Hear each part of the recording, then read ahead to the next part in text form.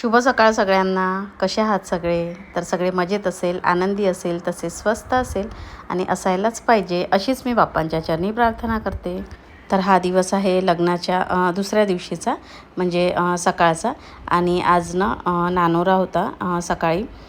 जसं की आधी लग्नाआधी हळद वगैरे चढवत असतात, हळद लावत असतात आणि लग्नाच्या दुसऱ्या दिवशी मग हळद उतरवली जात असते नवरदेव नवरीची.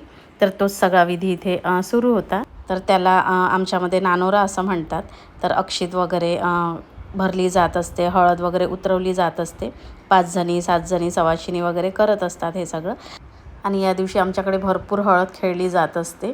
तसं तर ज्या दिवशी हळद लावतात लग्नाच्या आधी तेव्हाही खूप हळद खेळतात. मात्र कुणालला ज्या दिवशी आम्ही हळद लावली त्या दिवशी शुक्रवार होता आणि त्या दिवशी भरपूर कार्यक्रम झाले होते, मंडपपूजेचा वगैरे आणि सकाळी बांगड्या भरण्याचा वगैरे सगळे कार्यक्रम एकाच दिवशी आले होते. आणि दुसऱ्या दिवशी शनिवार होता, त्याच्यामुळे आम्हाला हळद त्याला ना शुक्रवारलाच लावावी लागली होती, कारण शनिवारला हळद लावत नाहीत. लागला पाहिजे दोघांचंही.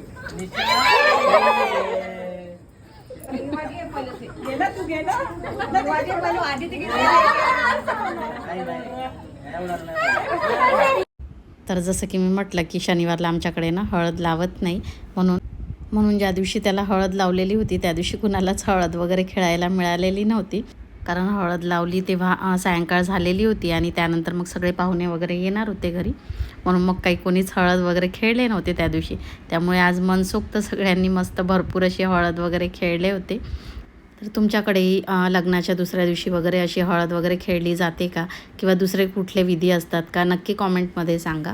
तर चला, आजचा हा जो व्लॉग आहे तर लग्नाचा हा आपला शेवटचा व्लॉग असणार आहे. यानंतरचे जे काही व्लॉग आहे तर ते घरचेच येणार आहेत तुम्हाला, कारण आजच्या दिवसानंतर मग मी कुठलेच व्लॉग वगैरे शूट नव्हते केलेले, कारण हेच व्लॉग तुमच्यापर्यंत मला पोहोचवायचे होते. त्यामुळे तो सगळा स्टोरेज मोबाईलमध्ये होता, त्याच्यामुळे मग मी त्यानंतर ना काही शूट वगैरे केलेलं नव्हतं. तर चला, छान हळद वगैरे उतरवून झाली, अक्षित भरून झाली, सगळ्यांची भरपूर अशी हळदही खेळून झाली. त्यानंतर छान DJ वगैरे सुरू होता, सगळ्यांचा डान्स सुरू होता, भरपूर मौज मजा मस्ती सगळ्यांची सुरू होती आणि मोठ्यांसोबत सगळे लहानही मस्त असे एन्जॉय करत होते. तर आजचा व्लॉग तुम्हाला आवडला असल्यास लाईक करायला अजिबात विसरू नका. त्याचप्रमाणे आपल्या चॅनलवर जर कोणी नवीन असेल तर पुढे कंटिन्यू असेच व्लॉग बघण्याकरिता चॅनलला पटकन सबस्क्राईब करून घ्या.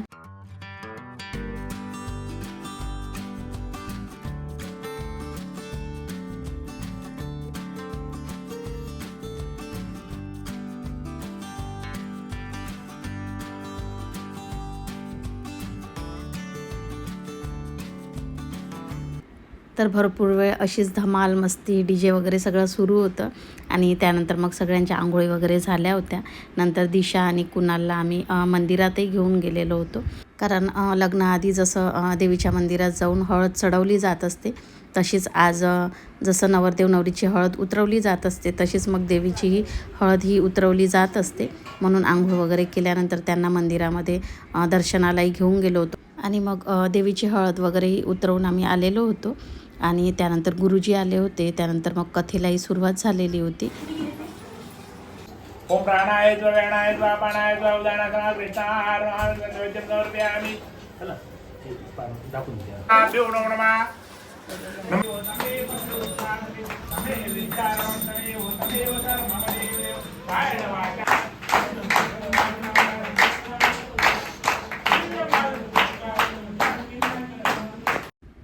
तर आता सायंकाळी आम्ही सगळे हॉलमध्ये आलेलो होतो आणि अगदी मम्मीच्या घरापासून ना 5 मिनटाच्या अंतरावरच होता हॉल, जास्त काही लांब नव्हता. तर सगळे पाहुणे मंडळी आलेले होते आणि सायंकाळच्या रिसेप्शनच्या प्रोग्रामला सुरुवात झालेली होती. तर सगळे पाहुणे मंडळी वगैरे आलेले होते, तर त्यांना अटेंड करणं, त्यांच्याशी बोलणं वगैरे सगळं सुरू होतं, भेटीगाठी सगळ्यांच्या.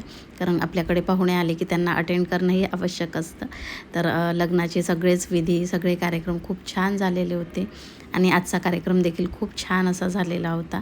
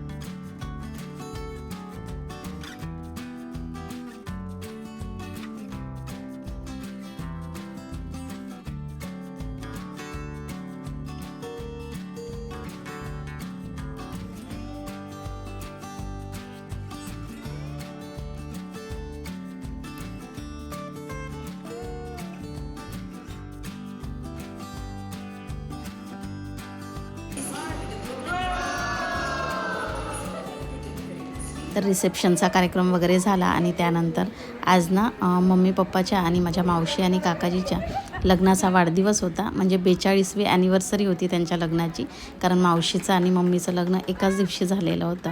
म्हणून मग आम्ही केक कटिंग वगैरे करून छान असं छोटंसं सेलिब्रेशन केलं. तर सगळेच प्रोग्राम खूप छान असे सेलिब्रेट झालेले होते आणि कुणालच्या लग्नानिमित्त सगळे आम्ही एकत्र आलेलो होतो. आता पुढे सगळ्यांची कधी भेट होईल काही माहिती नाही, कारण सगळे एकत्र यायला काही ना काही रिझन लागत असतं. तर चला इथेच आता व्लॉगचा एंड करते. तर आजचा व्लॉग कसा वाटला नक्की कॉमेंटमध्ये सांगा. आवडला असल्यास जरूर लाईक करा. तर भेटूया नेक्स्ट व्लॉगमध्ये. तोपर्यंत बाय बाय.